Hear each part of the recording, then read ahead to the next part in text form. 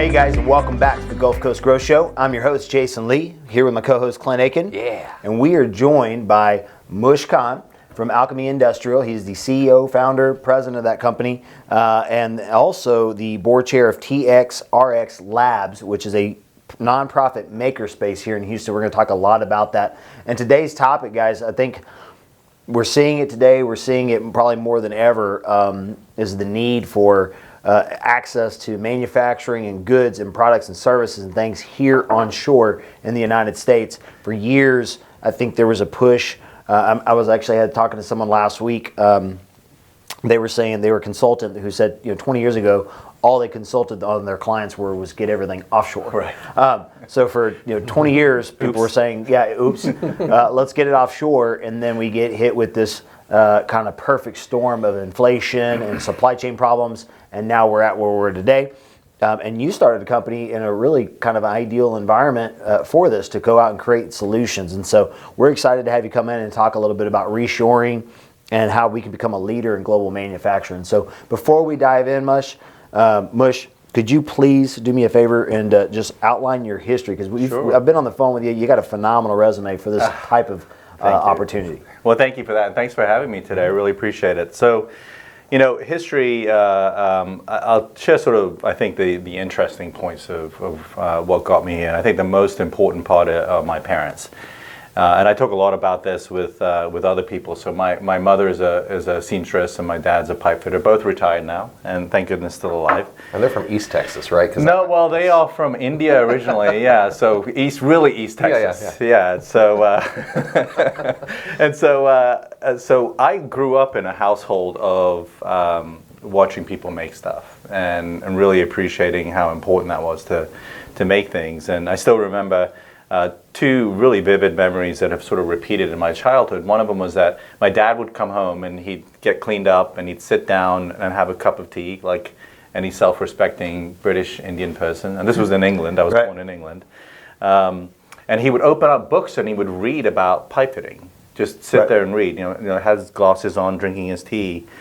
And that's one lesson that always struck me, that here's a guy who, is a so-called blue-collar worker, but he was a professional at what he did. Right. And a professional is someone, I think, who invests in their skills over and over again, gets really good at it. The craftsman, that's right. Yeah, I agree. Totally. And then my mother, she was a person where a designer would come to her and say, I've got this idea, and she would just figure it out, and she would make that first dress or that first, whatever the article of clothing was. There were always women's clothes. And so then the designer would take what she built, and she would make the patterns. I don't know if you guys remember this, but you can buy these, I don't know if you can still do it, but you can buy these patterns and you cut out. My wife sews. So. Yeah. So my mother was the person that made those patterns possible. Oh, wow. So she did the original creation. And so, so I was very lucky to have my parents as my parents, and gave me such a sort of a deep respect for that kind of work. And so, so the family moved to America, and people have asked me before, why come to America? And honestly, it's every cliche you can imagine. My parents came here because there was more opportunity for their kids. As simple as that. Right. They felt like, whether it was India or England, nothing beats the U.S. in terms of opportunity. Yeah. And I still believe that. We have our problems, goodness knows we do, but I've been lucky enough to travel to something like 25 or 26 countries for work, and I was always happy to come back home. And business was always harder everywhere else than here. Right. Living was always harder everywhere else than here, and I've been Europe, Asia, or feels like everywhere. So sort of moving forward, I began my career as an engineer, working in a chemical plant, so around these parts where we're sitting right now. And again, very lucky because of the group that I worked in and the people that I worked for. I remember my first bosses were just sort of gruff guys, probably, I think they were from Deer Park. Mm-hmm. One of the guys, Ralph Villerman, was the maintenance manager for Arco Chemical, which is now LyondellBasell, and he was like a 6'4" Texan, and with like chewing tobacco dribbling down the side of his mouth, I was completely intimidated. I was like a little baby engineer at 22, 23 years old. But is that John Wayne? It felt like John Wayne to me. It felt like John Wayne to me. But what was great about them is that he pushed me so hard to be much, much better than I really was or any right to be.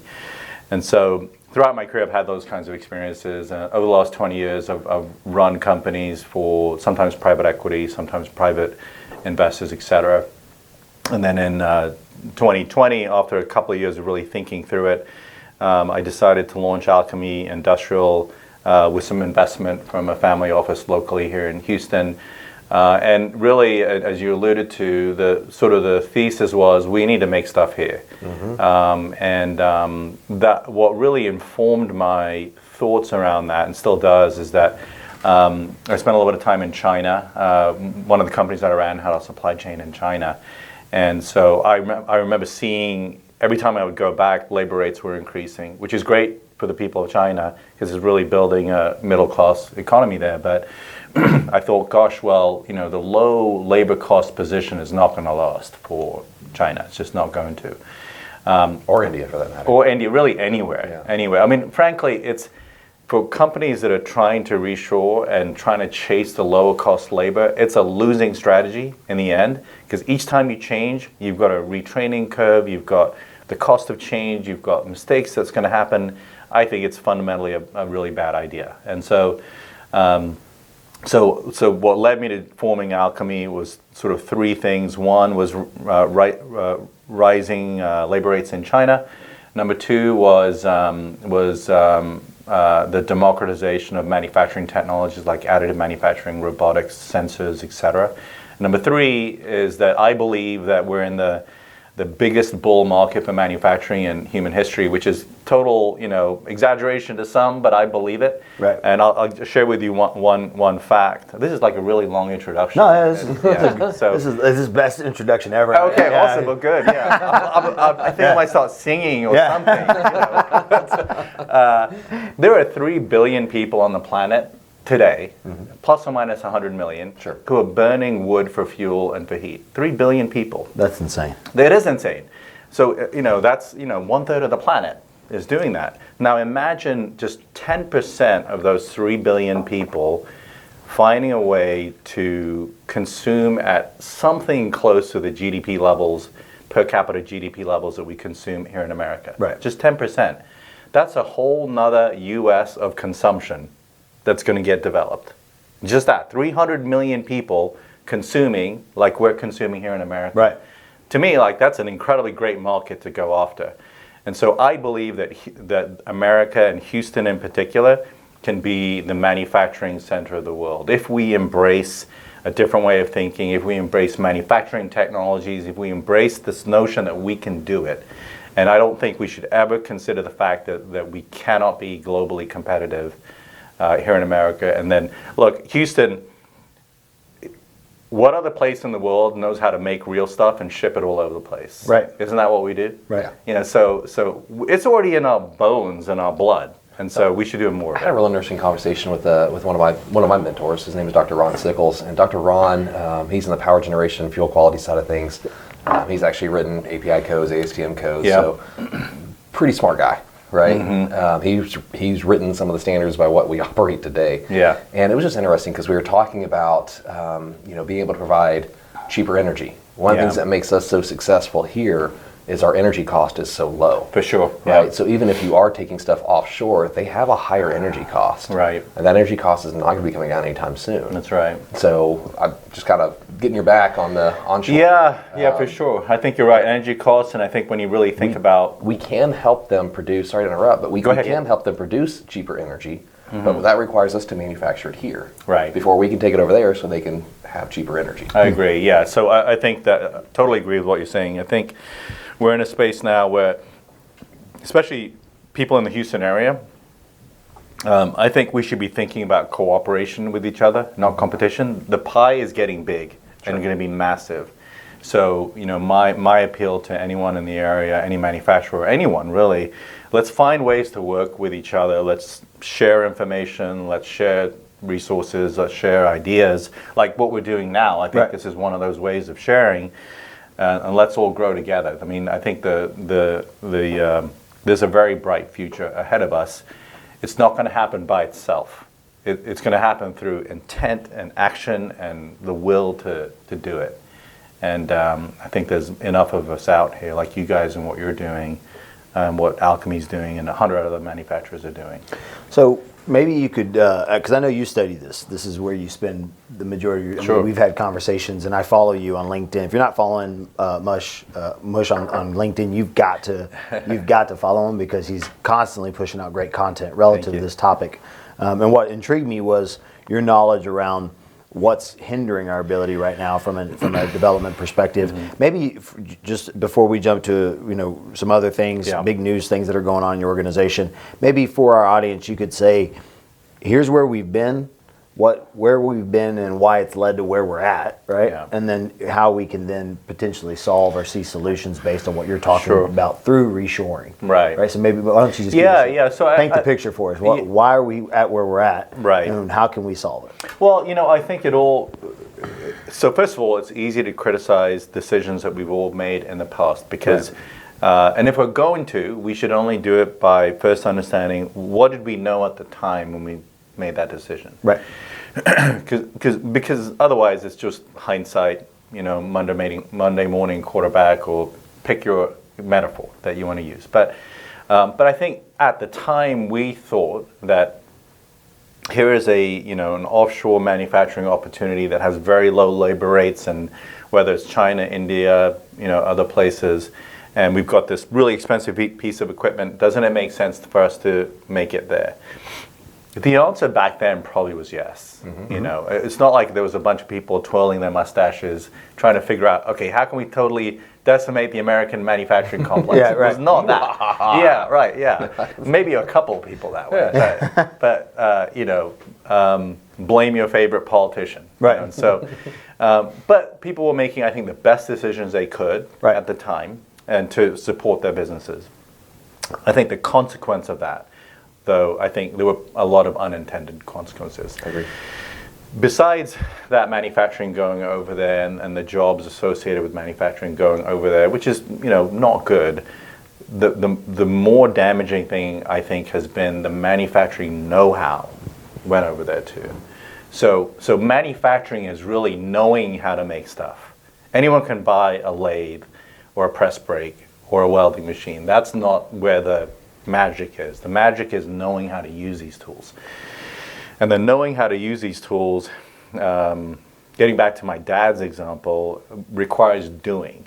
And so becoming a craftsman. Becoming a craftsman. And so by taking all that manufacturing and putting it somewhere else, all that tribal knowledge on how to make, not all of it, a lot of it sort of got destroyed too. So that's where we are now. Manufacturing know-how, we don't have enough of it in America. There's plenty of people who know it. There's plenty of craftsmen who know it. But let's take my dad. My dad is 89 years old. He's got... I can get him a job in the plant tomorrow. Perfect. Yeah. Look, trust me, the guy could probably do it. Yeah, sure. He's a pretty robust guy at 89. But all of that knowledge about how to properly fabricate piping of every kind of material in any kind of environment is in his head. Yeah.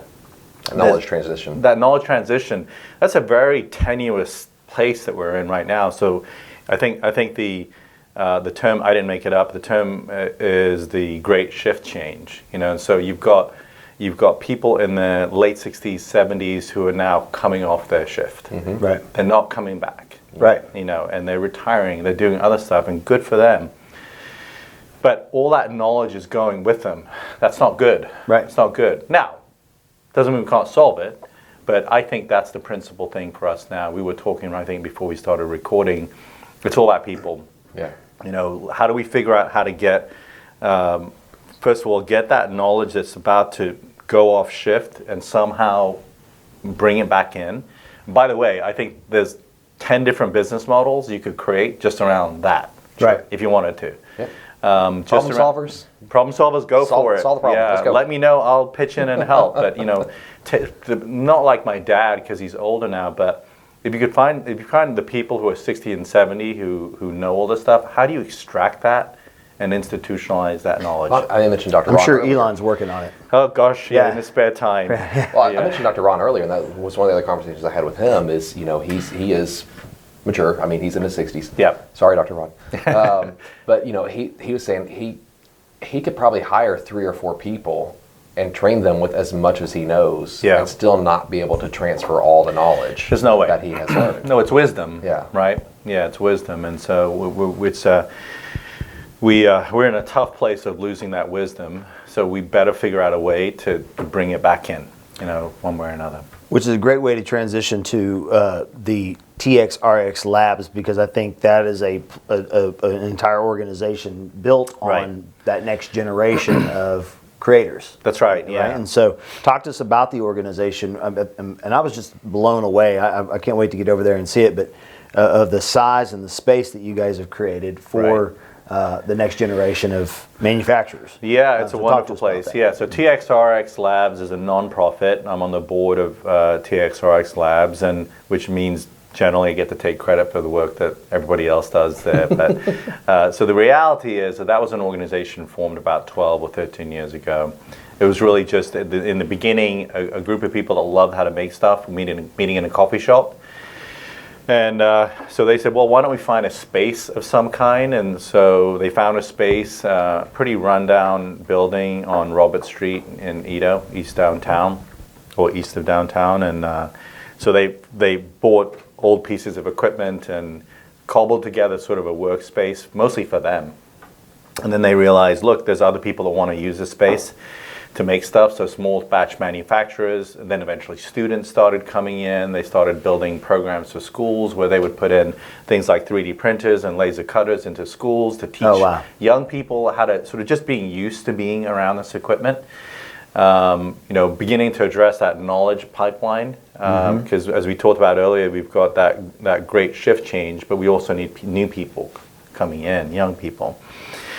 And so over that first decade, they really built an incredible organization and team of people that was really working on 3 or 4 different areas, one of them being youth education, around making, the other around adult education, around making, and then a variety of other sort of innovation programs and innovation support programs that they're doing. About a year ago, marked the completion of the brand new building where Alchemy Industrial is, but where TXRX is now located too. So that is the East End Maker Hub, and so for your listeners, I would love to show anyone around the East End Maker Hub. It's in Edo, it's just off Navigation, 5 minutes from the original Olympus. So beautiful. Great reason to be there. And so the East End Maker Hub is a 300,000 square foot development. About 60,000 of it is occupied by TXRX, and the remaining 250,000 or so is occupied by people like Alchemy Industrial. And it's a really, really interesting development.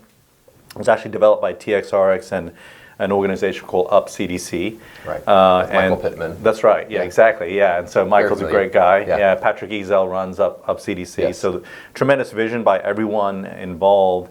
And so the way that sort of the economics work is that some of the rental income that people like us pay goes to TXRX, and which helps to fund and expand their mission. So, TXRX, I think, is one of those places that is really a great feeding ground for makers. And like you guys, if you wanted to make something, they've got everything from electronics to laser cutters to woodworking, jewelry, welding, paint booth, 3D printers. I mean, it's so like a playground of making stuff. And so definitely worth going. I would encourage everyone to support the organization. I've been. You have? Good. Yeah. One of the interesting things, I was walking by one of the labs, and they had an open window, and they were literally modeling things with Legos. Yeah. I was like, that's really cool. It is cool, yeah. So, and it's a model. They're not trying to, sell Legos, right? No, that's right. But they're using Legos to model something. I thought it was kind of neat.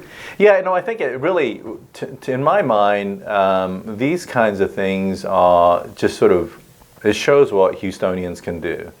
This is what we do. I was on a call yesterday about a project that we're working on, and so the point that I made during the call is that I think, in my experience with Houston, I've been here since 1990, so a long time. My experience with Houston is that we're not great when it comes to sort of kind of vague, abstract, positive ambitions. We're not that type of a community. But if you give us a goal, if you give us a go build this, go put someone in space, go done. Like we're that kind of community. Absolutely. And so or tell us we can't do it, then we'll do it even quicker, we'll do it even faster, right? Exactly. This can't be done. Yeah. So I love this idea this. of moonshot, and so I think East End Maker Hub was one of those examples where a group of Houstonians said, "Hey, this thing needs to exist. It's a $40 million project with a fairly complex funding sort of structure behind it, but now it exists and it's 95% leased out already." In fact, the team over there is working on project number 2, which they haven't announced yet, but which is going to be actually a little bit bigger than that first project. So that tells you what we're capable of doing in this space. So I love TXRX and everything. And there's a lot of revitalization just going on over there. So I get involved with some commercial development from time to time, and that area is going to be so amazing once they get done with that. I agree. There's a lot going in over there. Yeah, I agree. Totally. Yeah. So I was just thinking about Houston. We were saying we go get things done. If Hold My Beer was a city, that's who we'd be. Right? That's exactly. Who, if Hold My Beer was a city, then I love this city. I just love this city. I think it's so misunderstood by non-Houstonians, and people don't come here. It's not like we've got tumbleweeds going across the street. Right. But it's a remarkable place. Come on out to Houston. People, when I'm not buy here, some houses. And I meet people from outside of Houston. I'll meet people up in Oklahoma. Where they're like, I've been there once. I didn't like it. And I'm like, where'd you go? Yeah. And they're like, oh, I went to, I don't know, some little. The bar outside of Hobby Airport. I'm like, yeah, bro. That's not Houston. That's not Houston. Yeah, exactly. That's in Houston. Yeah. That's not Houston. Yeah. Right. We're not that great at bragging about the city, though. We're just not. I mean, I think we're trying. That's what I know, we do. which is great. I'm glad that you guys are doing that kind of stuff. We got to pump it up. So. Pump it up. Hey, so we're getting close to wrapping up, so I want to make sure we give you a chance to capture some of the news and events and things that are happening. So why don't you hit us with some highlights that's going on with Alchemy Industrial? So gosh, we're about 18 months old now, and very fortunate that we're alive and that we get to do what we do. We're now building our team, so I'm so proud that we're now adding some engineering talent and also some shop floor talent. We look for a certain sort of kind of person.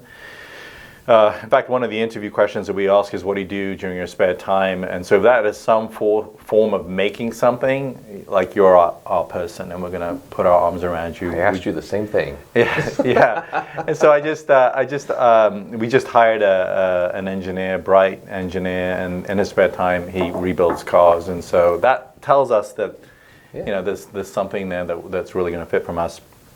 So we're growing. I think there's some pieces of business that we've talked about publicly that I'm really proud of. One of them is right in the middle of energy transition. So, I'm an oil and gas guy, but I'm also an and guy. I think we need oil and gas and a bunch of other stuff. We need a portfolio of energy resources. Absolutely. The world is growing. Can't afford to just dismiss any of them, frankly. And so we're proud of a piece of business that we've just started executing on with a company called Urban Electric Power. They are a battery cell manufacturer. Some of their manufacturing is here in the U.S., in New York, and they've chosen Alchemy Industrial to help develop their home energy storage product. And so we're deep in engineering on that, and we'll be building sort of the first sort of prototype in the next few weeks. So we'll be ready. Love to have you guys come out and take a look at it. That'd be awesome. And then we've got a great partner and customer called Avant-Garde Innovative, who's been in and around the area, run by a great friend and a great entrepreneur, Rick Perez. And they are really, I think, a global leader in sustainability and taking waste that used to be waste and monetizing it to where it really encourages sustainability. And so we're building these camera systems for them. It's embedded with artificial intelligence and machine learning, using camera vision to detect, what's going into a recyclable stream. And so that's been a great project for us because we're learning a lot about AI and machine learning and camera vision, not stuff that I really knew much about 2 years ago. And so, those are great wins for us, and we've got some other great things in the pipeline. I think there'll be another good one we'll get to announce next week or the week after. That's going to be in EV charging space. So we're really proud of winning that relationship too. So, it's really just doing our best to put out the fact that there's a way to make this stuff here, and I will tell you this: we're not getting price objections. Mm-hmm. Right. We're getting, hey, how can you de-risk our supply chain? How can you make stuff here? We want to come see your stuff, and being part of your manufacturing process. So, I think it's tons of opportunities. If there's any manufacturer that wants to come out and see what we're doing, competitive or not, doesn't make a difference to me. As I said earlier, we should all be cooperative with each other. Collaborate. Open book. Sure. I'll tell you how we're doing what we're doing. Go for it. Go for it. We'll work together. We'll go solve problems together. I'd love to do that. I love it. That kind of forward thinking and being there to serve will always pay off. I think so. There's no way it doesn't. So, right. As we get ready to wrap up the show, is there anything that you want to highlight? Any personal successes? Anything that you want to do that you want to make sure you capture before we exit? Well, I think we were talking about Houston. Total luck that I came to Houston, but I'm so grateful that I did. I came to Houston because that's the first real job that I had off campus. I went to LSU, and so I was just shocked that someone would give me a job, and I'll tell you one final quick story. So, yeah, please. Yeah, so my hiring manager, a guy by the name of Ed Gale, and he mailed me the offer letter, and I was still a senior at LSU. I had like 2 months left. It was about this time roughly in 1990. Got the offer letter and I read it and I saw the salary. I'm like, oh my gosh, this is incredible. So I called him and I said, Mr. Gale, this is Mush Khan, and I got your offer letter. Thank you so much. And but I'm seeing the salary here, and I'm wondering, is this right? And so Ed was like, well, Mush, is it low? Do we need to be more competitive? I'm like, no. It seems like way too much. So I was so stupidly naive, but that's my attitude with Houston. Like, I can't believe how lucky I got. Right. First of all, who on earth would pay me what they paid me? Right. I was an idiot 22-year-old kid. But I landed in Houston. Thank goodness for people like Ed Gale and others, and Ralph that I mentioned earlier. So I'm just so grateful that I'm here. I wouldn't want to work anywhere else. I wouldn't want to build a family anywhere else. It's as we talked about, it's a bit of a misunderstood city, but whenever I get to pitch Houston, I pitch it hard because I think this is the place to be. It's the most international city in the U.S. It's dynamic, it's moving, it's growing. We need lots of talented people. Fantastic. So that's awesome, man. So again, for our audience, if you're paying attention, we highly encourage you to go to TXRXLabs.org to get connected to TXRX and be familiar with that nonprofit. You can also follow Mush on LinkedIn. I'm a big, like I said, I'm a big subscriber of his and the work that he's doing. And he tells a story on a regular. He's a great writer. Thank you. So he can communicate, as you guys can see, very well. And then his company, Alchemy Industrial, if you are in need to build something, then I would highly, and if he's not your guy, he probably knows somebody who is, and they'll help you, he'll help you get plugged in. So, and as always, for our audience, we want to keep you tuned in. You need to stay tuned and share the story, share it with your friends, your family, whoever you know. But we want to continue to shed the positive light of the great work that's happening in our great city. He's a big fan, I'm a big fan, he's a big fan, we're all big fans, and we can tell you why. It's because we are going to change the globe from a manufacturing, from a port perspective. We're perfectly aligned for this season in our country and in our global economy to really leave a footprint and leave an impact. So please continue to help share that story. Now, follow our show at allianceportregion.com. You can subscribe. There's an events. There's a media button there. You just click on it.